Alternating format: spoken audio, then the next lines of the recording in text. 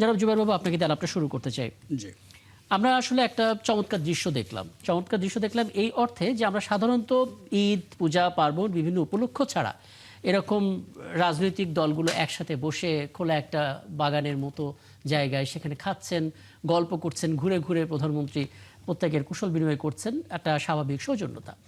কিন্তু অনেকে আসলে এটার মধ্যে অন্য অর্থ খুঁজে বের করার চেষ্টা করছেন। সাংবাদিকের চোখ আপনি একটু বলবেন, শুধুই কি সৌজন্যতা, পুরনো সম্পর্ককে ঝালিয়ে নেওয়া, নাকি স্থানীয় সরকার নির্বাচন সামনে আসছে এবং বিএনপি 4 মাস পার করে ফেলছে, শরিক দলগুলোর মধ্যে কোনো অসন্তোষ আছে কিনা তাদের মনোভাবটা একটু যাচাই করে নেওয়ার একটা উপলক্ষ হতে পারে?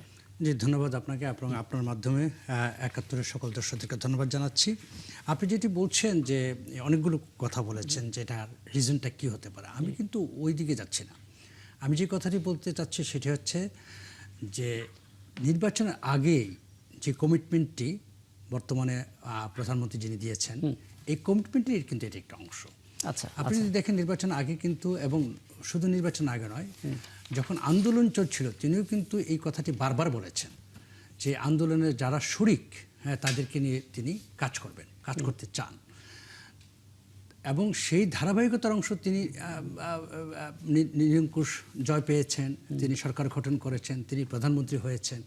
এবং প্রধানমন্ত্রী হয়ে স্বাভাবিকভাবেই আপনি জানেন যে বাংলাদেশের বর্তমান অবস্থা, মানে প্রতিটা জায়গায় কিন্তু একটা ভাঙচুর অবস্থা রয়েছে।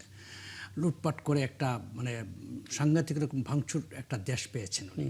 এবং সেই জায়গাতে উনি প্রথম যে কাজটি করেছেন সেটা হচ্ছে যে এই জায়গাটা থেকে উঠিয়ে নিয়ে আসার একটি পরিকল্পনা। পাশাপাশি নির্বাচনী কমিটমেন্ট তো ওনার রয়েছে, যেমন ফ্যামিলি কার্ডের দেওয়ার কথা ছিল, উনি সেটি দিয়েছেন। উনি কৃষক কার্ড দেওয়ার কথা ছিল, সেটা দিয়েছেন। হেলথের বিষয়ে ওনার একটা সাংঘাতিক বড় ধরনের কমিটমেন্ট ছিল, সেটা কিন্তু উনি শুরু করেছেন। এবং পাশাপাশি উনি যতগুলো কমিটমেন্ট করেছেন আপনি দেখেন, সবগুলো কমিটমেন্ট কিন্তু ধারাবাহিকভাবে তিনি একের পর এক কিন্তু কাজগুলো করে যাচ্ছেন। এবং এইটাও কিন্তু সেই কমিটমেন্টেরই একটি অংশ বলে আমি মনে করি, এটাকে আমি আলাদাভাবে দেখছি না। তিনি যেহেতু বলেছেন যে আন্দোলনে এবং বিশেষ করে এই ফ্যাসিস্ট বিরোধী আন্দোলনে যারা শরিক থাকবেন, যারা এই আন্দোলনে ওনাকে সহযোগিতা করবেন, তাদেরকে নিয়ে উনি পরবর্তীতে উনি আসলে সরকার পরিচালনা করবেন কিংবা সরকারের সাথে তাদেরকে সম্পৃক্ত করবেন। আমরা কিন্তু দেখেছি ইতিমধ্যে যে সরকারের সাথে সম্পৃক্ত কিছু মানুষ রয়েছেন যারা কিন্তু এই আন্দোলনেরই ফসল। তো সেই হিসাবে আজকের যেটি আমার কাছে মনে হয়েছে যে 5 মাস পরে এসে তিনি এই জায়গাটিতে মনোযোগ দিলেন এবং তিনি তার জায়গাটি থেকে কিন্তু যেটি আপনি বলেছেন 34টি রাজনৈতিক দল এসছে বাংলাদেশে। এই ফ্যাসিস্টের বিরুদ্ধে কিন্তু জনমত শুধু 34টা না, আরও বেশি অনেক রাজনৈতিক দল আছে যারা সবাই একসাথে এই ফ্যাসিস্টের বিরুদ্ধে আন্দোলন করেছে।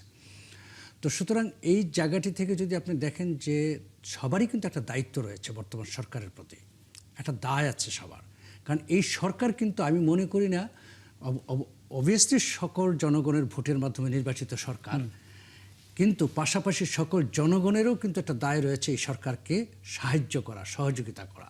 সেটা রাজনৈতিকভাবে, সেটা অর্থনৈতিকভাবে, সেটা সামাজিকভাবে, সবভাবেই আপনি যেভাবেই দেখেন। আপনি কি এই পয়েন্টে একটু মানে ব্যাখ্যা করবেন, যেখানে শরিক দলগুলোর সঙ্গে বৈঠকে শরিক দলগুলো সরকারের মনোভাবটা বোঝার চেষ্টা করছেন নানা ইস্যুতে, জুলাই সনদ থেকে শুরু করে নেতৃত্ব দেওয়ার ক্ষেত্রে শুরু করে বিএনপি কতটা সহনশীল, কতটা তাদের কথা রাখছে, এটাও কিন্তু তারা জহুরের চোখ করে বিচার করার চেষ্টা করছেন। কিন্তু যেটা মাহমুদুর রহমান মান্না বললেন যে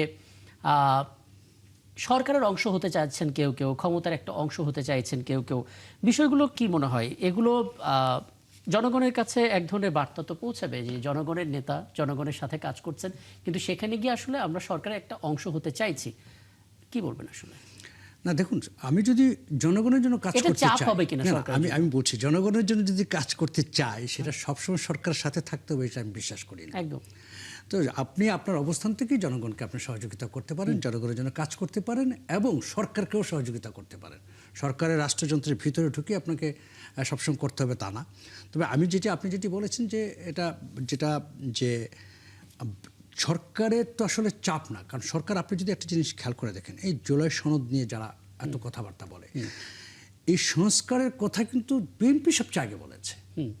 বিএনপি কিন্তু 31 দফা দিয়েছে এবং প্রতিটি দফায় কিন্তু অক্ষরে অক্ষরে বিএনপি পালন করার চেষ্টা করছে।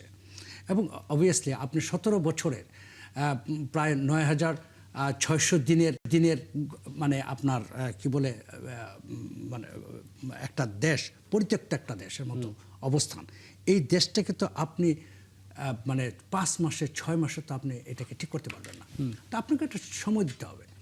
তো এই যে সময়টা আপনি দিচ্ছেন, এবং এই সময়টা কিন্তু পাশাপাশি যেটি হচ্ছে যে বিএনপি কিন্তু তার সংস্কারের ক্ষেত্রে কমিটেড। আমি যেটা দেখছি, দেখেন, আমরা কিন্তু কখনো প্রত্যাশা করিনি যে একজন সরকার প্রধানমন্ত্রী আমার সাথে সাধারণ জনগণের মতো গাড়ি দিয়ে চলবে। এই প্রত্যাশা কিন্তু আমাদের অনেক দীর্ঘদিন ছিল। যে আমরা বিদেশে দেখেছি ওখানকার মন্ত্রী মিনিস্টাররা সাধারণ মানুষের মতো হাঁটা চলাফেরা করে।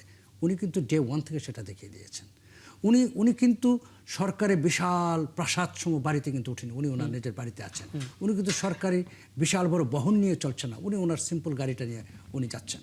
সো এই যে কতগুলো সংস্কার, উনি কিন্তু প্রথম সংস্কারটি যেটি করেছেন নিজের ভেতরের সংস্কার। আচ্ছা, আমি যেটি মনে করি এটি দিয়ে কিন্তু সংস্কারের শুরু।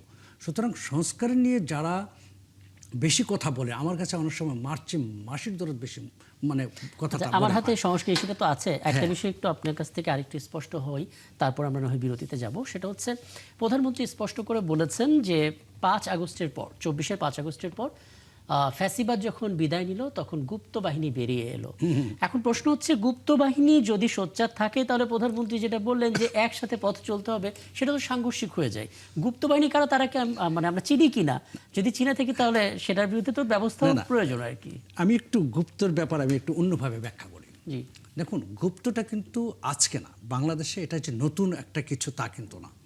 1971 সালের পরে আপনি একটা জিনিস খেয়াল করে দেখবেন যে 1971 সালের পরে আমরা তো জানি রাজাকার, আল বদর, আল শামস, এই 3টা বাহিনী মিলে প্রায় 42,000-এর মতো বোধহয় লিপিবদ্ধ করা হয়েছিল সংখ্যাটা। কিন্তু তাছাড়াও কিন্তু আপনার ইসলামিক ছাত্র সংঘ নামে একটি সংঘ ছিল, তাদেরও কিন্তু ব্যাপক সংখ্যক কর্মী ছিল সারা বাংলাদেশে, বিভিন্ন কলেজগুলোতে, ইউনিভার্সিটিগুলোতে। এবং আপনি 1971 সালে স্বাধীন হওয়ার পরে কিন্তু এরা উধাও হয়ে গেল, এবং তারা কিন্তু এক ধরনের মানে গুপ্ত, মানে যেটা আমরা বলি, তারা গুপ্ত হয়ে গেল। এবং আপনি তার পরবর্তীতে আপনি দেখবেন 1972 সালে হঠাৎ করে জাসদের উত্থান, এবং জাসদ হঠাৎ করে বিশাল শক্তিশালী একটা ফোর্স হয়ে গেল এত তাড়াতাড়ি, যেখানে শেখ মুজিবুর রহমানের মতো একটা তৎকালীন সময়ে বিশাল নেতা উনি, মানে বাংলাদেশের। এবং এইরকম একটি নেতার বিরুদ্ধে ছোট্ট একটি দল দাঁড়িয়ে গেল, এবং সব জায়গায় কিন্তু দেখা যাচ্ছে যে ছাত্রলীগ এবং জাসদ মারামারি শুরু হলো, বিভিন্ন কিছু শুরু হলো। আপনি জানেন যে বাংলাদেশের প্রথম রাজনৈতিক হরতালও তখন 72-এর থেকে শুরু হলো। তো এই যে বিষয়গুলো, এই গুপ্ত হয়ে যাওয়ার প্রবণতা কিন্তু আজকের না, দীর্ঘদিনের। এবং বর্তমানে যেটি হয়েছে গত 15 বছরে, যে কোনো প্রকাশ্য রাজনীতির পক্ষে আমি সবসময়, যে রাজনীতি আপনি যেই মতই করেন না কেন আপনি প্রকাশ্যে থাকেন। তাতে যেটি হচ্ছে যে গত 17 বছরে যেহেতু ফ্যাসিস্ট সরকার কোনো রাজনৈতিক দলকে তার আদর্শ ভিত্তিক রাজনীতি করতে কোনো স্পেস দেয় নেই, সেই কারণে কিন্তু এই গুপ্তের আরও ভয়াবহ একটা আকার ধারণ করেছে। এইটি শুধু যে মাত্র ধরেন আওয়ামী লীগ কিংবা অন্যান্য দলে আছে, এটা বিএনপি তো থাকতে পারে, বিএনপিতে হয়তো প্রচুর পরিমাণ গুপ্ত রয়েছে, আমরা জানি না। তো এখন প্রশ্নটা হচ্ছে, এই গুপ্ত রাজনীতির ফলটা কি? আসলে ফলটা হচ্ছে যে রাজনীতি করতে গেলে যে রাজনৈতিক দল কিংবা কর্মী কিংবা নেতা, তাদের সাথে যে ট্রাস্টটা দরকার, এই ট্রাস্টটা তখন নষ্ট হয়ে যায়। এখন সবচেয়ে বড় সমস্যাটা কিন্তু গুপ্ত বাহিনীর ইমপ্যাক্ট আমরা বুঝতে পারছি, কিন্তু আমরা গুপ্ত বাহিনীর গুপ্তদেরকে চিনতে পারছি কিনা? আপনি তো ততক্ষণ পর্যন্ত চেনবেন না গুপ্ত বাহিনীকে, যতক্ষণ পর্যন্ত গুপ্ত লোকটি তার নিজের কাজটি করে ওখান থেকে বেরিয়ে না আসে। যেমন আপনি এই 5 আগস্টের পরে যারা আওয়ামী লীগই ছিল তারা কিন্তু বেরিয়ে চলে আসছে, কারণ তাদের কাজ শেষ। সুতরাং তারা এসে কিন্তু প্রকাশ্যে তারা আবার তাদের যার যার ঘরে ঢুকে গেছে। কিন্তু আপনি যদি দেখেন অন্যান্য দলের ক্ষেত্রে, আমি নিজে যখন বিশ্ববিদ্যালয়ে পড়েছি, আমি তখন কিন্তু এই গুপ্ত কিন্তু আমি ছাত্র ফ্রন্টে দেখেছি, আমি এই গুপ্ত কিন্তু ছাত্র ইউনিয়নে দেখেছি, আর ছাত্র দলে তো দেখেছি। তো সুতরাং গুপ্ত সব জায়গায় আছে। প্রশ্নটা হচ্ছে গুপ্ত তার কাজটা কমপ্লিট করতে পারছে কিনা। সে যে কারণে গুপ্ত আছে একটি দলের ভিতরে, একটি সমাজের ভিতরে, কিংবা একটি মানে আপনার কি বলা যায় রাজনীতির ভিতরে, সে যেই কারণে গেছে সেই কারণটা, সে পারপাসটা সে সার্ভ করতে পারছে কিনা। যদি সার্ভ করতে থাকে তাহলে তো সে থাকবে সেখানে। আপনি একটা চমৎকার কথা বলেছেন যে সংস্কারের শুরুটা প্রধানমন্ত্রী নিজে থেকে শুরু করেছেন, নিজের ভেতরে সংস্কার থেকে। জি জি তো যদি দলের ভিতরে কোনো রাজনৈতিক দলের ভিতরে গুপ্ত বাহিনী থাকে, সেটা তো বিএনপির উচিত নিজের দল থেকে আগে সংস্কার করা, আগে দেখা, অবজারভেশন করা আছে কিনা। তারপর প্রত্যেকটা রাজনৈতিক দলের তো উচিত। না, অবশ্যই বিএনপির যারা নেতৃত্বে আছেন তারা তো অবশ্যই তাদের মতো করে হয়তো খোঁজ করছেন গুপ্ত কোথায় আছে, কিন্তু প্রশ্নটা হচ্ছে এই গুপ্ত আসলে আমরা খুঁজে পাওয়ার কোন প্রক্রিয়া আছে কিনা, মেশিন আছে একদম একদম এটাই প্রবলেম হচ্ছে। এটা আমাদের হাতে তো সেই মেশিন নেই যে মেশিন বসাই দিলাম সাথে সাথে বেরিয়ে গেলে সাথে গুপ্ত। তো এইটার জন্য এটা আসলে যেটা প্রবলেম বাংলাদেশের রাজনীতিতে, এটা কিন্তু একটা ভয়াবহ, আর বড় রাজনৈতিক দলের জন্য আরো বড় এটা ভয়াবহ প্রবলেম যে আমি যার সাথে যাকে বিশ্বাস করে আমি আমার সমস্ত কথা বলছি সে আসলে গুপ্ত, সে আসলে আমার বিশ্বাস ভঙ্গ করছে প্রতিনিয়ত, কিংবা আমার দলের ভিতরে এমনভাবে মানে বিভিন্ন ভাগে উপভাগে বিভক্ত করছে যে দলের ভিতরে কিন্তু একটা শৃঙ্খলা নষ্ট হচ্ছে। তো এই জায়গাগুলো তো অবশ্যই আমাদের জন্য, মানে আমি যে কোনো দলের জন্য এটা ভয়াবহ একটা, আমি মনে করি। একটা লাইন আপনাকে একটু শোনাই, যেটা মির্জা ফখরুল ইসলাম আলমগীর বলেছেন যে জুলাই সনদ বাস্তবায়ন নিয়ে বিতর্কের অবসান হওয়া উচিত, এবং খায়রুল কবির খোকন তিনি বলেছেন জুলাই চেতনা সবচেয়ে বেশি ধারণ করে বিএনপি। এই বক্তব্যটা দেখুন, জুলাই চেতনা সবচেয়ে বেশি ধারণ করে বিএনপি, কিন্তু যখন 11 দলের ঐক্যটা তৈরি হয় নির্বাচন আগে, তখন বলা হচ্ছিল যে জুলাইয়ের পক্ষের শক্তিগুলো আমরা এক হলাম। বিষয়টা সাংঘর্ষিক কিনা? না, এই যে ব্যাপার হচ্ছে, না একটা জিনিস হচ্ছে কি আমি বলি, জুলাইয়ের পক্ষের শক্তি আমি তো মনে করি যারা বর্তমানে রাজনীতি করছেন তারা প্রায় সবাই জুলাইয়ের পক্ষের শক্তি, জুলাইয়ের বিপক্ষে কেউ নাই। এবং জুলাইটা ছিল একটা মানে অবিসম্ভাব্য একটা ঘটনা, মানে এটা ঘটতেই হবে। বাংলাদেশে এমন একটি সিচুয়েশন তৈরি হয়েছিল যে এই ঘটনাটা ঘটা ছাড়া বাংলাদেশের আসলে টিকে থাকার বা অস্তিত্বের মানে সংকট হয়ে দাঁড়িয়েছিল। সেই জায়গাটা থেকে যদি আপনি দেখেন আজকের যেই বর্তমানে, যেমন ধরেন প্রথম কথাটা, এই ফেসিবাদের প্রথম আমাদের দফাটা কি ছিল? দফাটা ছিল তো একটাই, সেটা হচ্ছে এই সরকারের পতন, হাসিনার পতন। কিন্তু সেখানে হাসিনার পতন তো হাসিনা নিজে পালিয়ে গেলেন, একদম ঠিক আছে, সেখানে কিন্তু তার রাজনীতি করার আর কোনো স্পেস তিনি রাখলেন না। এবং যেই কারণে যেটা হচ্ছে এই স্পেসটা নিয়ে কিন্তু শুরু হলো এক ধরনের অন্য ধরনের দ্বন্দ্ব। এবং আমরা পরবর্তীতে যতগুলো কথা শুনেছি সংস্কারের, একমাত্র বিএনপির 31 দফা ছাড়া আমি কিন্তু 5ই আগস্টের আগে অন্য কোন দলের মুখে একটি সংস্কারের কথা শুনিনি। আচ্ছা, আপনি দেখাইতে পারবেন না একটি দল, আজকে জামাত ইসলামই ধরেন, জামাত ইসলাম আজকে বিরোধী দলে আছেন এবং বিরোধী দলের অত্যন্ত মানে মানে বাংলাদেশের রাজনীতিতে অত্যন্ত গুরুত্বপূর্ণ দল জামাত ইসলাম। জামাতে ইসলামের একটি সংস্কারের বাক্য দেখান 5ই আগস্টের আগে আপনি পাবেন না। একদম। তো সুতরাং এই যে বিষয়গুলো, তার মানে হচ্ছে কি সংস্কার বিষয়টা আসলে পরবর্তীতে আসছে, কারণ 5ই আগস্টের পরে আমাদেরকে মনে হলো যে না, বাংলাদেশটা তো আসলে এইভাবে চলতে পারে না, সুতরাং বাংলাদেশে কিছু সংস্কার দরকার।